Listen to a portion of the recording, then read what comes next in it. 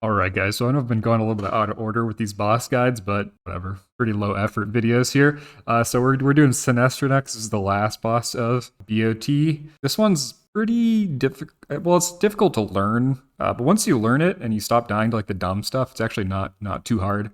Actually 4 healed this here. This is our second kill. I forgot to record the first progression kill for us, but that's pretty much the same. This isn't too different.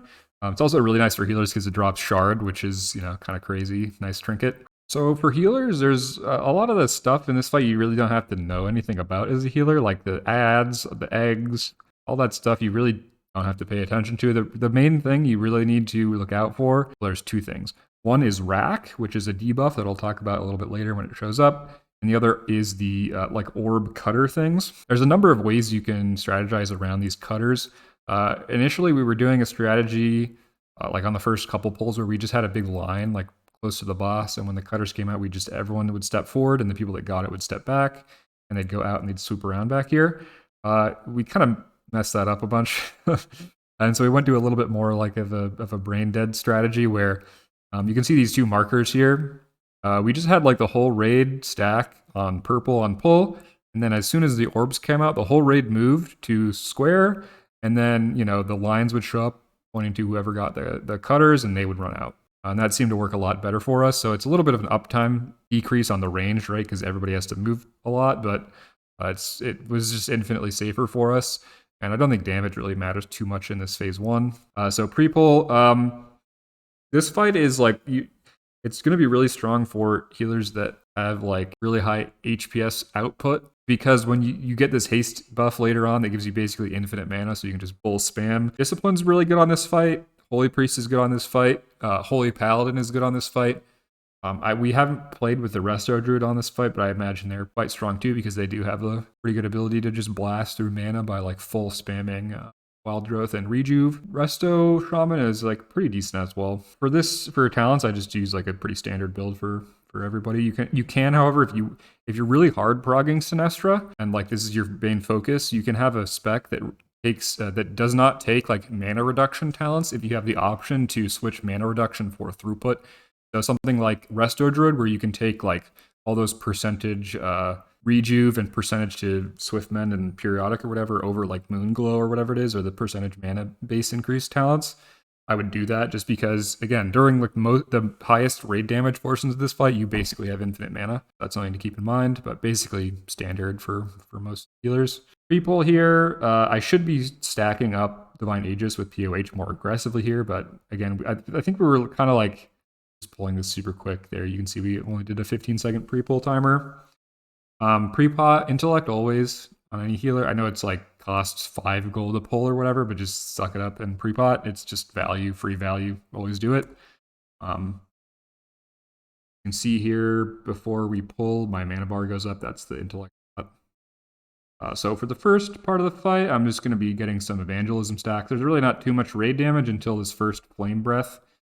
So throughout all the phases where you're fighting Sinestra, you're going to be getting this flame breath every once in a while. You can see the timer's up here. This is just like a big, I think it's 3 pulses of raid damage, and it does a bunch of damage. So you can pre-shield for this a little bit with POH, but not too big of a deal to pre-shield for it.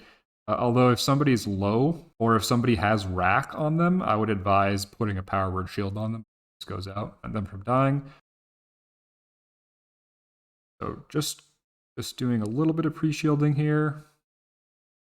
Popping my Rapture, you can see off CD there. And this is the other ability that you're going to have to look out for as a healer. It's rack. You can see on my raid frames, it's like this little outline and this counter here. So basically how this debuff works is it does a ramping damage that will quickly get out of control and like one-shot people. So the way you deal with this is every time you dispel it, it like resets the ramping of the damage back to 1 and splits.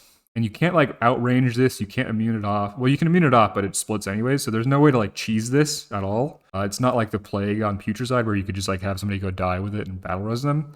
You have to deal with this. So what I would do for this is I would assign 1 healer and 1 backup, or the phase like 1 here to do rack. I'm doing it mostly, and Lightwater is the backup. So this is a really good fight for your like healers that have the talent into magic dispel to talent into magic dispel, just so that in the, like a worst case scenario you can be a backup on rack. Because sometimes, you know, like the healer who's dispelling has to run out with a cutter, or somebody who has the rack has to run out with a cutter, and maybe you can run back and get range on them and dispel. And this is also a heads up thing for DPS. If you have rack on you, try to pay attention to that, and when it starts to ramp up, you can pop a personal, and that'll give the healers a little bit more time to let it sit on you. So because it splits every time, it will like ramp up exponentially, right? So ideally, you don't want to dispel this a whole bunch of times all at the beginning. You want to let it sit as long as possible before you dispel it every time so that you reduce the total damage it does. So usually what we did here is we have a Holy Priest, so what we would try to do is put a Guardian Spirit on the first rack and wait until the Guardian Spirit actually procced and actually killed them, and then we would dispel it. If you don't have a Holy Priest, you can, you know, pain sup this person, put a shield on them, wait till the tick does like half their health, and then dispel them. Which is why it's a good thing for the discipline to do it, unless you have like a Holy Priest that can do it. Just because they have like a lot of control on externals and, you know, absorb stuff like that. So you can see here, get a Flame Breath coming out. I have a couple of Aegis pre-shields out before this breath. You can spend your mana pretty aggressively in this phase 1 because, again, you will be getting your full mana bar back when you get the debuff after the eggs die. So don't be too afraid to just blast your mana. So you can see here this rack, the little like Fuji thing will go from green to yellow to red. Once it gets red, if you want to like play safe, you can just dispel it when it gets red. You don't want to have to like think about it, but ideally when the first one goes out, at least, you'll be thinking about it and trying to maximize like waiting for the ticks to get out of control and then just dispelling it right before it one-shots the person because it'll reduce the number of times you have to split it. You can see here, I just dispel it there. You can see it splits, and one of them goes on me and one of them goes on the Warlock. And you can see if you have Fujis, it'll give you like this little thing here for rack. If you see this as a DPS, you should just be like watching your HP and being ready to pop a personal. Also for these breaths, you can use raid CDs for them. But again, like you have almost infinite mana for the first phase as well, just because you can spend it so aggressively that not like a huge deal if you don't use DRs, especially if you're 5 healing. We're 4 healing here, and we have no problems healing everything up. You can see between racks, I'm just doing DOHing, keeping my Rapture up, weaving in a couple of atonements here and there. See, I'm keeping the rack targets topped. I put a Power Word Shield on both of them. And then I dispel. That was probably a little early of a dispel, but because the breath was just about to come out, I just was safe. Some of the problems you can have with rack is if you have a breath coming up and the breath hits like right as rack ticks, it can sometimes just one-shot somebody. You want to have rack like desynced with breath, where your rack isn't red when the breath is coming out. So that's kind of why I dispelled there for safety. It probably was unnecessary, but just playing it safe. And you can see the cutters are coming out, so we're going back to purple. You can also, if you see here, like a Holy Paladin got it, and a Mage got it, and a Rogue got it, you can call for Cloak, Bubble, Ice Block, stuff like that to dispel the rack. So, you know, just be heads up there. If you're having, you know, if you're global struggling to dispel like 4 racks, you can call for those defensives. Because again, immunities will dispel it from you. It will split, like it won't cheese, but it's basically a free dispel, right?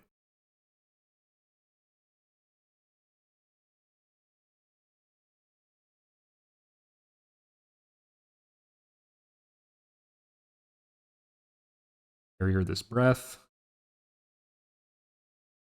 Heal people back up with POH. Again, these adds, you just don't really have to think about as a healer. Once we get into this phase, what you're going to be doing as a healer is just running back. There's going to be like a NPC that spawns back here that you do have to heal.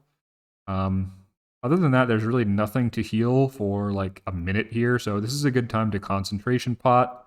If you're like completely you will be getting the haste buff like pretty quick here, so which will basically fill your mana bar back up. So you might want to save your mana pot for like after the haste buff drops, if you still have a couple of maybe a minute or something to heal without that buff that you need for the extra mana for.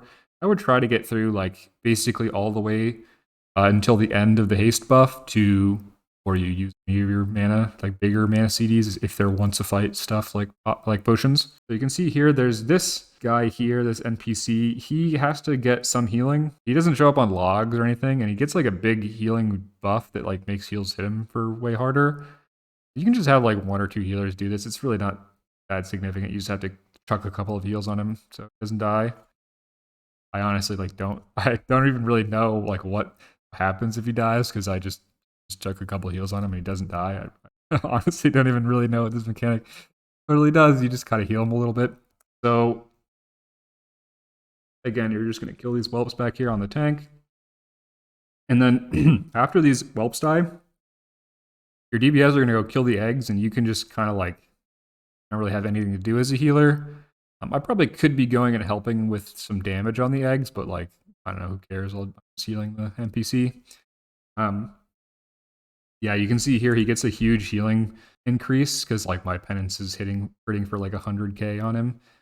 So you can like cheese the meters here and get like 30k HPS or whatever, but again, it doesn't show up on logs, so there's no point. And just some HOTS and a random like penance and random like healing wave or whatever from other healers will keep him up pretty well. You can see here he has like the LARP Harry Potter beam he's doing with Sinestra.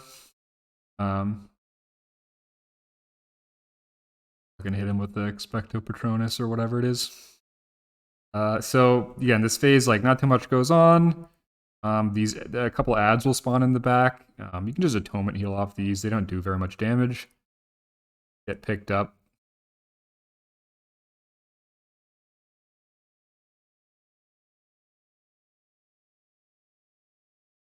I think you can like hodge this. You can. I'm not sure if you can fear it. Honestly, I never even tried, but they do have to be like CC'd on these casts, and it's not kickable. Although if it goes off, it's not too big of a deal. You can heal through the debuff thing that happens. This thing, again, like we messed up that interrupt here. Not a huge deal. If you see this debuff go out, just instantly start spamming some AoE heals. It does like, it ticks for, I think it's percentage based. It does a bunch of damage. But again, if your healers are heads up, that thing can go out like once and you can just heal through it. You can see here we actually spent a link on that. Not a huge deal. So this is the beginning of this is the haste buff I was talking about. This thing is kind of crazy. It gives you a bunch of haste, and it basically instantly will fill up your mana pool and make it so that you can have infinite mana. This is like super fun as a healer. And this is another reason I think why it's good to do this brain dead stacked strat for the orbs, because if the raid is like pixel stacked on these 2 markers all the time, you can really blast your stacked up heals like Radiance, Healing Rain, gain heal into everyone. You can your Holy Word Sanctuary or whatever, your F-Flow is going to be blasting. You get like a bunch of haste and infinite mana, but the boss also does like way more damage. So the breaths are going to hit super hard. You actually will want to be using your DR CDs for the breath, like AM Barrier, AMZ, all that kind of stuff. Especially if your healers are like not the greatest at actually casting and doing a bunch of HPS. You will want to be using those, like staggering, having a CD for every breath if you can. And the other thing that happens is that Rack does a bunch more damage in this phase. So you're just going to have to be a bit more heads up with dispelling it. In the phase 1, you can pretty much just have 1 healer doing Rack. In phase 2, you should have at least 2 healers watching out for this Rack. You can see here, while we're inside this link, yeah, so we probably should have had a DR CD for that, maybe an AMZ or something. I think we thought the link was going to last breath, but it just not lasting. He probably could have used a personalized DK, right? If he'd AMZ'd or walled or something like that, he probably could have lived. We're doing the same thing with the orbs. When they come out, we're just moving to the other marker. And you can see here, like, I'm full spamming POH, and my mana is going up. As a Discipline Priest, you're actually really, really good at this phase. POH benefits completely from all the haste you get from the buff. So you're not like GCD capped on your main heal, which is really strong. I wouldn't really atonement much at all in this phase, again, because your atonement's just going to get like GCD capped and it's not that much throughput. And you really want to be casting your highest mana cost spells in this phase, because if they do like more healing, the mana cost doesn't really matter because you have infinite. Although you can atonement just to get Archangel stacks if you The other thing that's good about Disc on this portion is that you have really, really strong instant cast spells that are very mana intensive. So your Power Word Shield costs a bunch of mana, does a bunch of healing, and is instant, right? So usually you can't spam it because you don't have infinite mana, but when you have infinite mana, you can spam Power Word Shield a lot. And like while you're moving from these orbs, it's a perfect time to just spam out a bunch of bubbles. So you can see here, I'm going to dispel this rack, and then I'm probably just going to go to spamming Power Word Shield.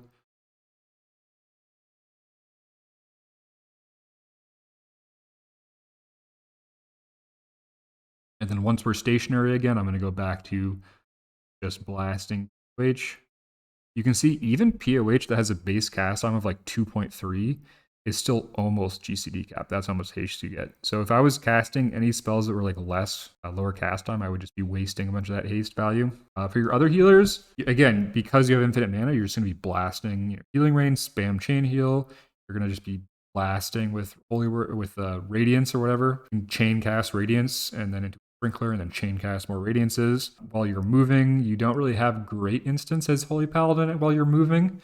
You have your Holy Shock, which is like, it's a decent, right? But it doesn't do that much throughput and it doesn't cost that much mana. While you're moving as a Holy Paladin, you can fish for instant. I think it's infusion, right? You can fish for that and then use your instant Flash of Light. Normally, you would never really cast a Flash of Light just because it's like pretty expensive and doesn't really do that much. But while you're moving, because you have infinite mana as a Holy Paladin, you can. Resto Druid, you're just going to be blanketing with Rejuve, spamming Wild Growth on CD. Check out some regrowths as well, but I would mostly just be blanketing with your hots. Yeah, I'd just be blanketing with hots pretty much. You can see here the danger with the danger is really like from a combination of rack and breath. You can see there I had a couple of like red racks out when the breath hit. If those had ticked at the wrong time, it could have killed like 2 people. And as I'm moving, I'm pressing shield, spelling red rack. We could have let these sit a little bit longer, but that breath just came out, so it's a good thing I dispelled all those racks.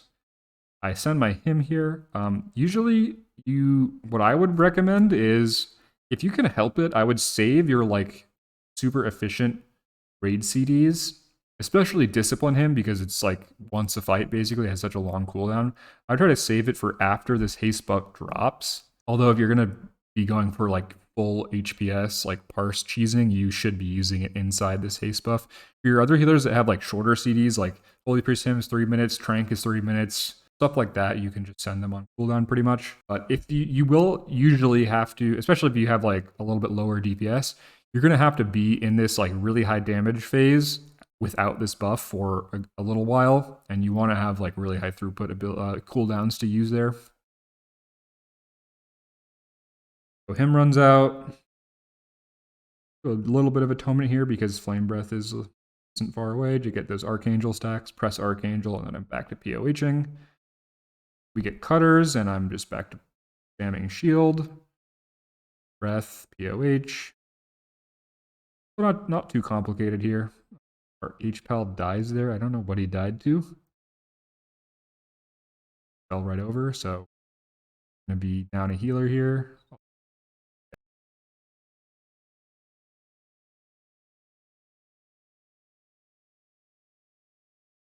This is looking a little sketch with this breath and those racks. Again, I just bubble and then dispel. I could have let that sit longer because he GS'd. I could have let the rack actually kill him, but it was just I wasn't quick enough with my reflexes there. We're just gonna do this for another minute. Walking back and forth, POH, Power Word Shield, spelling.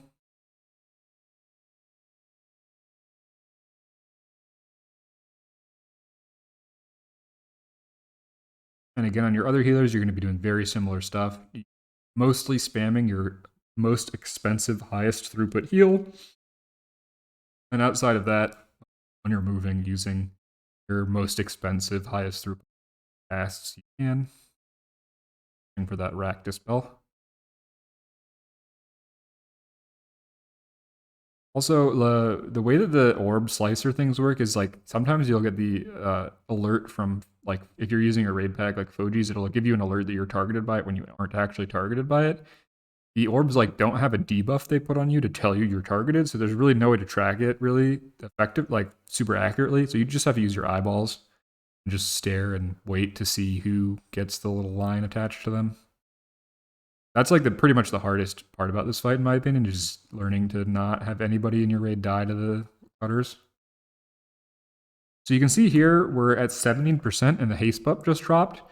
So all your healers are going to be have full mana bars here, except the Holy Paladin, right? Who you can see my mana tracker over here because he got B-resed. He didn't have the buff. So it's very important that your healers do not die during that haste buff.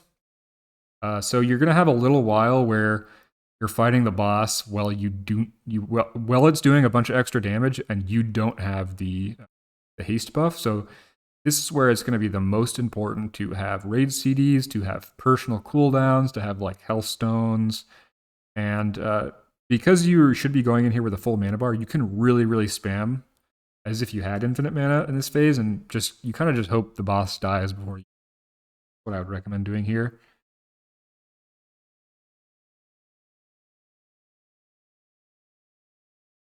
You can see I'm doing pretty similar stuff. DOH Power Shield, although now that haste mana buff is dropped, I will be paying a bit more attention to my Rapture, just matters.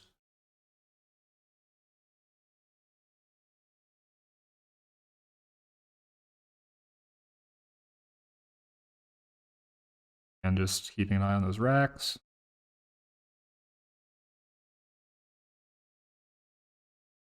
A little bit of a sketchy one, but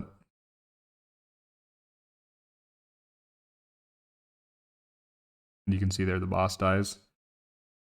If you have a little bit lower DPS, you can be a little bit more conservative with mana there. You can pretty much hard spam for the most part. So that haste buff drops and just kind of pray that you kill the boss before you go That was a 4 heal, and again we had that HPAL die. So the last last like minute of the fight was sort of like 3.5 heal. This fight, like once everybody does the mechanics properly, you could 3 heal this easily with the current gear, in my opinion, just because you could do so much HPS with that buff, especially if you have your raid cooldowns down pretty well. Let's look at logs.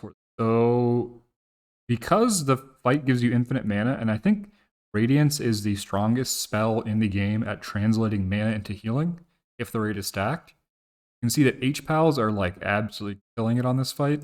And then there's one Resto Shaman up here. There's me. That's me there. So hopefully my advice is like somewhat validated by this parse, I guess. I don't know. There's a Resto Druid up here too, doing like 21k. But yeah, it's mostly H-Pals on the site just because Radiance is such an insanely broken ability. That's why. We'll look at, see what he's doing. So he's healing rain, and he's greater healing wave spamming, looks like a decent amount. I imagine he's probably alternating between chain heal when there's breath and BHW when there's not. The top Druid is doing. Oh, he's rejuve spamming super hard. You know, pressing wild growth on CD, it looks like. Gross. I imagine these nourishes are mostly in the first phase just to refresh. Life Bloom. He's got a decent amount of Efflow healing. Again, just standard Druid stuff. Try to get your Efflow on the stack. When you have infinite mana, I imagine you're just spamming rejuve wild growth. Again, your HOTS are going to benefit a lot from that haste, right? Get extra ticks. Decent scaling there. The Holy Priest.